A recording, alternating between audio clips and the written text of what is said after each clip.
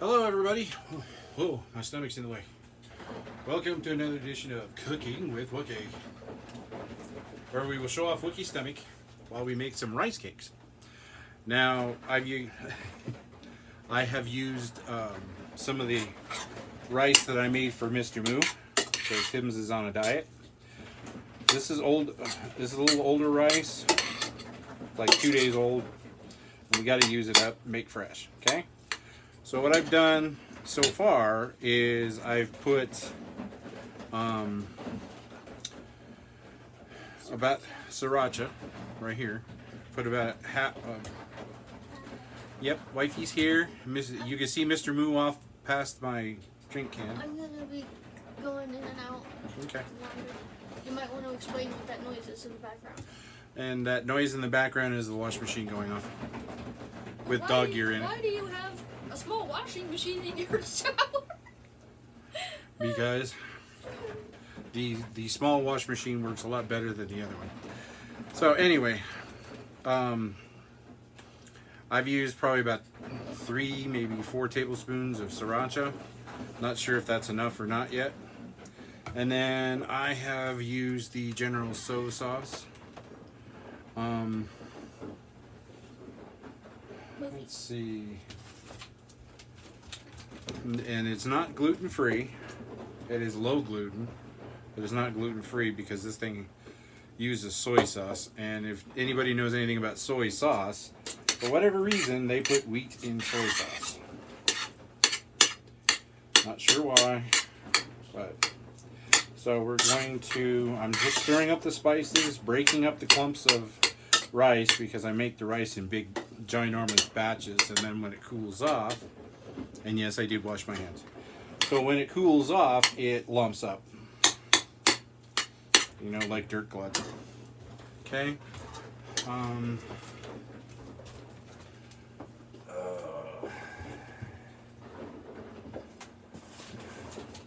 Put about half a dozen eggs in there.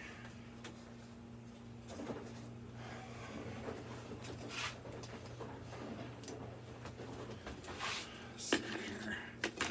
Borrow the cap because I can. Now I put the eggs in there for protein and to help it hold together. Okay. So before we get too far, let us grab our handy dandy wonderful cast iron and get it going, because you're going to fry these.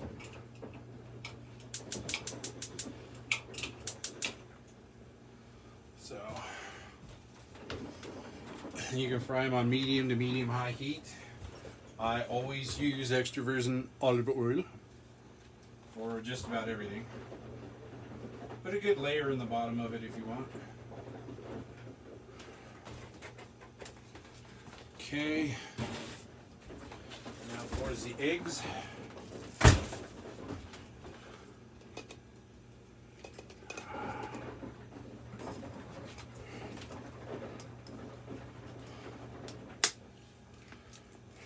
One,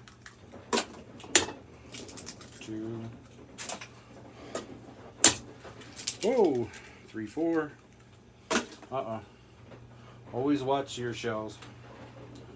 Looks like the one exploded on me, so I'm gonna have to put another one in there.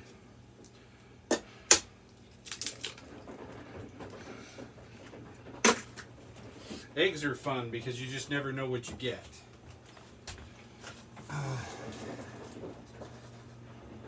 Let's see. So the one broke apart, so I'm gonna add another one on top of that, just because there's a lot of rice in there. Okay.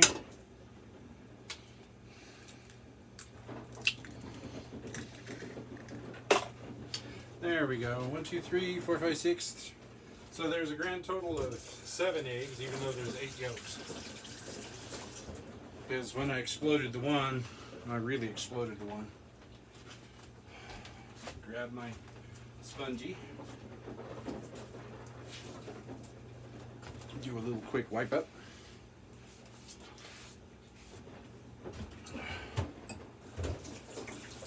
this off the paw. Alright, so we got that far. Now, not sure on the seasonings. You can season it however you want. This is just one of those things. If you don't want to use any of this, if you want to make it gluten-free, you can do that. You can do a Mexican motif, Italian, you know, stuff like that. If you want to have it like a breakfast motif, you can do that too.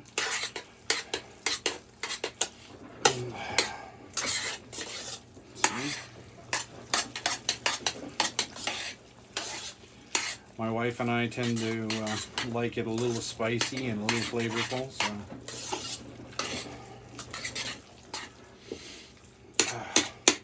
And yes, she is gluten-free, but these didn't really upset her stomach the other night, which I'm grateful for. So.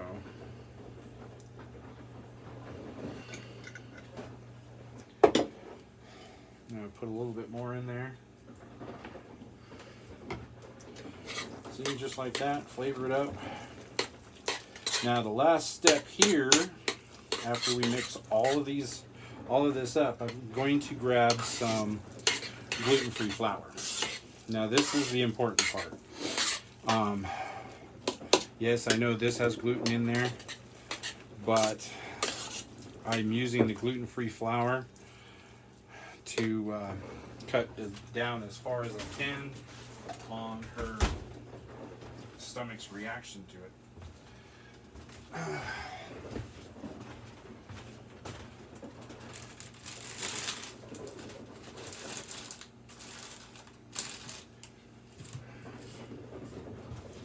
So,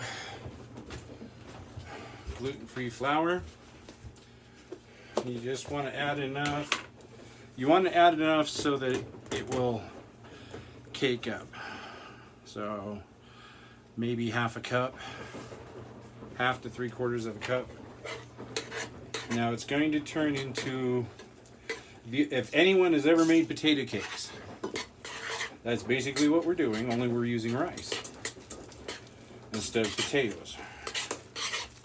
And I know some of the keto people, carbs, sugars, well,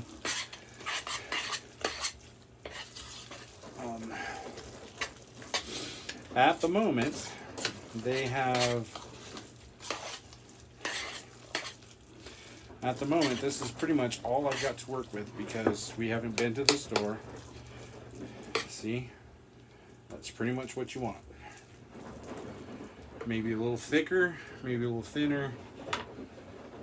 I'm going to put just a tad bit more in there.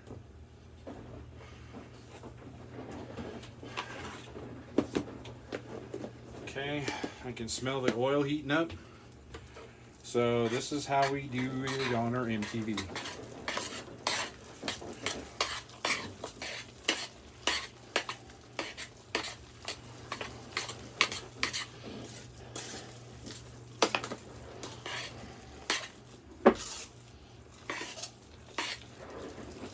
Okay, yeah, that's nice and thick. And I'm about to the end of the use of my shoulder. For all of you who don't know, I'm having shoulder surgery at the end of the month to try and repair the damage done to my shoulder. So I don't know if the doctor is going to be able to or not. So I've done this in the pan that I made the rice in, so I don't dirty any more dishes. It should be a one-pan jobby. So I'm going to move you guys up over here. Oh, it's an oven. That's the stove. Okay.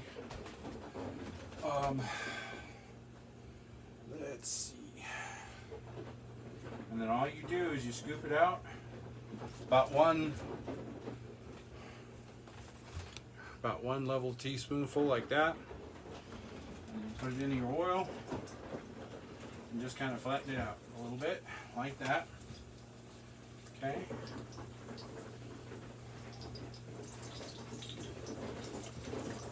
You can get maybe 3 in there at the most.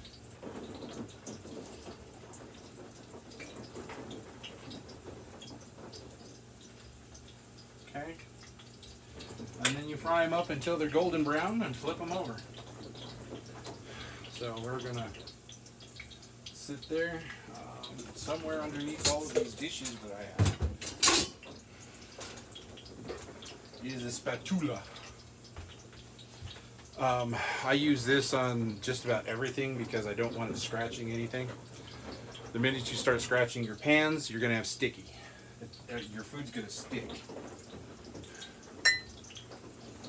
And after your food starts to stick, it's gonna be a royal pain in the butt. Because everything sticks and then you can't get it off, and you know, the pan just keeps getting dirtier and dirtier because you can't scrub it off, and then you have to throw it out. So I'm gonna put the flour back while it's cooking.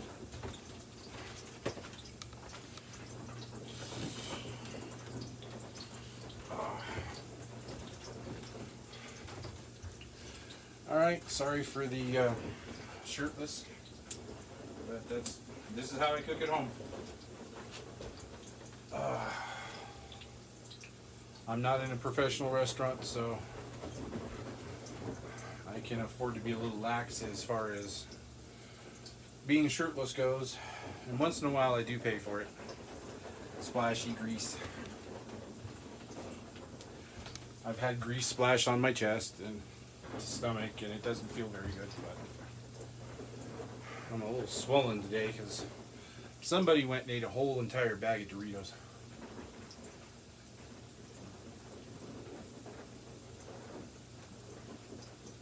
Shame on me for doing that.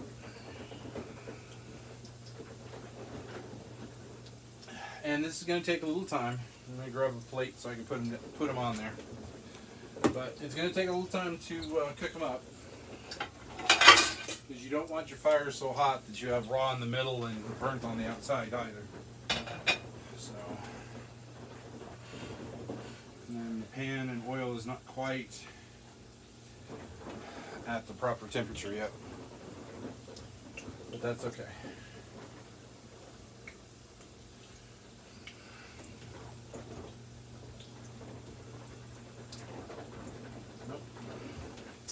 When you pick your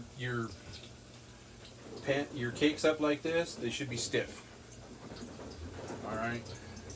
Don't flip them until they're stiff or they're completely golden brown. Otherwise, they're not done yet. So I'm going to step off to the side over here, and I know it's kind of boring to watch food cook, but now the nice part about these rice cakes in particular, so the eggs give you the added protein to your diet. The rice provides the carbs, the flour provides carbs. You can put any kind of flour in here you want. There's no hard and fast thing for this. You know, if you want to do this with potatoes, you can, but I'm doing it with rice. I gotta make Moofy some fresh rice tonight anyway, so, and it's great for wifey in the morning. She can just nuke it up in the microwave, 2 minutes heat time, and go. You can put anything on top of it you want. If you want ketchup on top of it, if you want more sriracha, whatever dressings you'd like, you can dress it up. You can put hollandaise over it. You can put country gravy over it. You know, it depends on how you make them. Now with this particular batch, because it's an Asian motif, I wouldn't do the country gravy or any of that. But what did we do last night? We did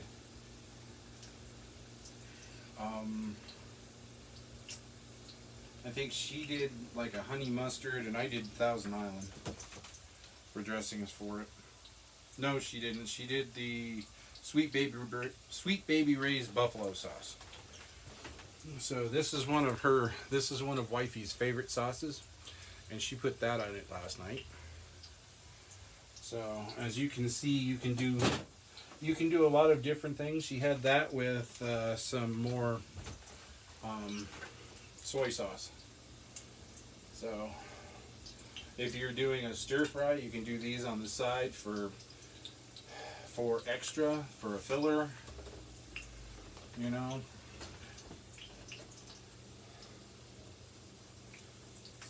See how it's stiffening up?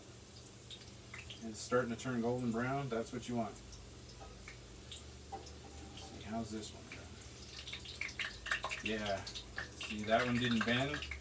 So you flip it over. I'm trying to do this without splashing it because I don't want them all over my chest.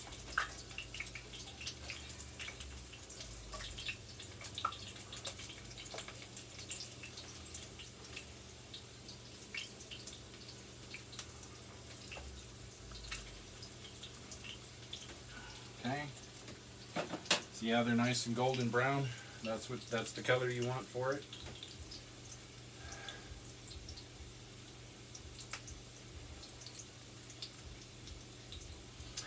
And believe it or not, that's going to be our dinner tonight.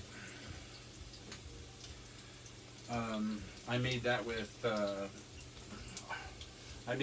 fried salmon yesterday for our dinner. So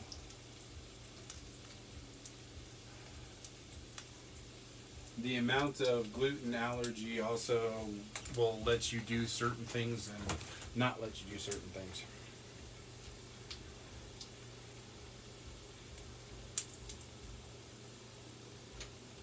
So, yeah, that's pretty much it. Like I said, if I were to do that for like a country breakfast or something, I could cook up like a Jimmy Dean sausage roll or something.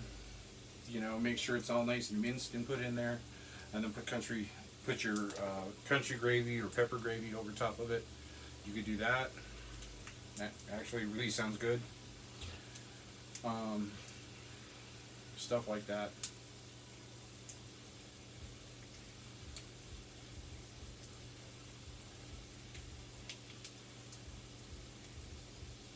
But yeah, that's a different kind of potato cake for you. If you really, really wanted gluten to be gluten-free, you could find a gluten-free and Asian. You could find a gluten-free Asian sauce. You could do pretty much whatever with it. It's just one of those jack of all trades recipes that it's up to you how you want to flavor it. Yes, this rug is a pain in the butt on my floor. Love it to death, but we got to tape it down because it keeps moving everywhere. So I'll probably wash it up and mop up the floor and tape it down and hope the tape stays down.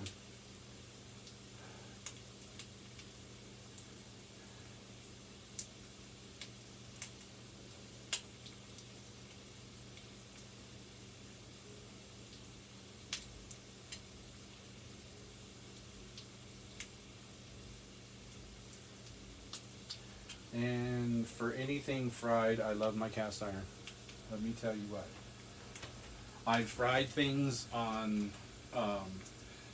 other materials before, like Teflon and things like that. Nothing beats cast iron. Now, for those of you who saw the report about how nasty the cast iron is and how many germs and stuff are in it, and yada, yada, yada. The old cast iron, like, you know, from the 20s and 30s that your great-grandmothers or grandmothers had, the ones that you can't clean but you can only wipe out. Now, yes, those are going to be nasty. The new one, which is this one, this is a newer one. It does have a non-stick surface on it, so you can clean it. And I've had this for the last 3 years. It's been this cast iron's life. And I throw it in the soapy water and wash it.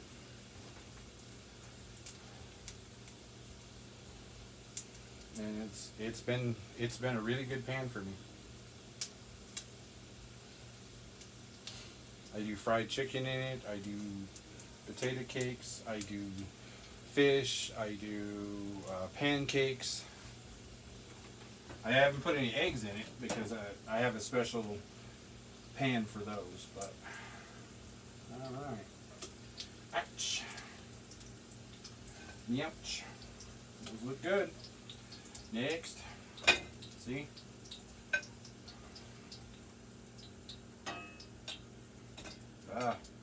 Just trying to flip it over for you guys.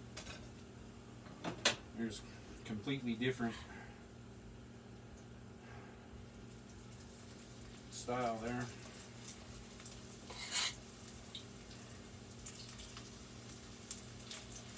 So I'll show you the difference between, so that's your regular standard home spatula for non-stick pans that I've got right there.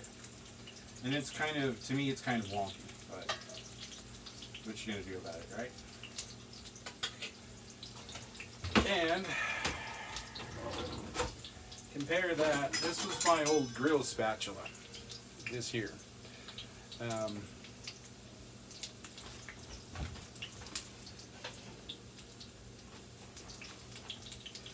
Yeah, big difference. And this is the short one. There are longer ones.